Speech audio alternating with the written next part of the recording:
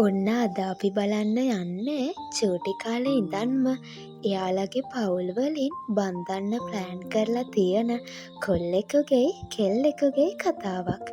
හැබැයි මේ දෙන්න නම් මේ දෙන්නට පොඩ්ඩක්වත් කැමති නෑ. කතාව පටන් ගත්තෙම ලස්සන ගෑනු ළමයෙක් යුනිවර්සිටි එකක් ඇතුළට යන විදිහ අපිට බලාගන්න පුළුවන්. හැබැයි මේ ගෑනු ළමයා යන්නේ ගර්ල්ස් හොස්ටල් එක දිහාවට නම් නෙවෙයි. ඒ වෙනුවට පිරිමි ළමයි ඉන්න බොයිස් හොස්ටල් එකට තමයි මෙයා යන්නේ. ඉතින් මේක දකින සෙකියුරිටි මෙයාට බැනලා බලෙන්ම මෙයාව එළියට ඇදලා දානවා.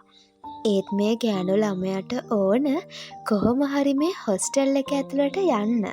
එයා කෑ ගහනවා "සියු මං ආවා ඔයාව බලන්න ඉක්මනට එළියට එන්න" කියලා.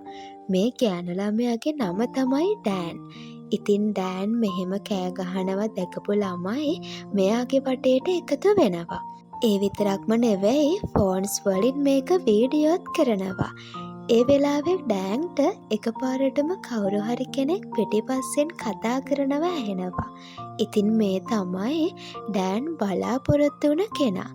අවුරුදු ගානක ඉඳන් ඩෑන් හිතින් ආදරය කරපු පිරිමි ළමයා තමයි මේ සියු.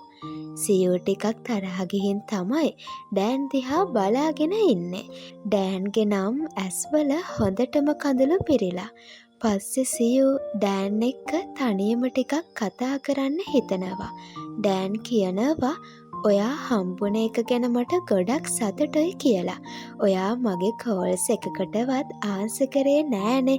ඒත් මම ඔයාව අමතක කළේ නෑ" කියලා ඩෑන් කියනවා. එයා සියු දිහා බලලා කියනවා "මං ඔයාට ගොඩක් කැමතියි" කියලා. සියු මේ වෙලාවේ hina වෙලා කියනවා "මට කාත් එක්කවත් යාළු වෙන්න ඕනකමක් නෑ" කියලා. සියු යන්න හැරෙද්දිම ඩෑන් එයාගේ කමිසෙන් අල්ල ගන්නවා. එයා අහනවා "අපි දෙන්නම එකට යුනිවර්සිටි එන්න පොරොන්දු වුණානේ. ඉතින් ඇයි දැන් මෙහෙම කරන්නේ" කියලා. ඩෑන් මේ වෙලාවේ එයා හදපු රොබට් කෙනෙක් සියුට දෙනවා. සියුගේ ඇස්වලත් හොඳටම කඳුළු පිරිලයි තියෙන්නේ. ඒත් එයා කිසිම දෙයක් කියන්නේ නැතුව එතනින් යනවා.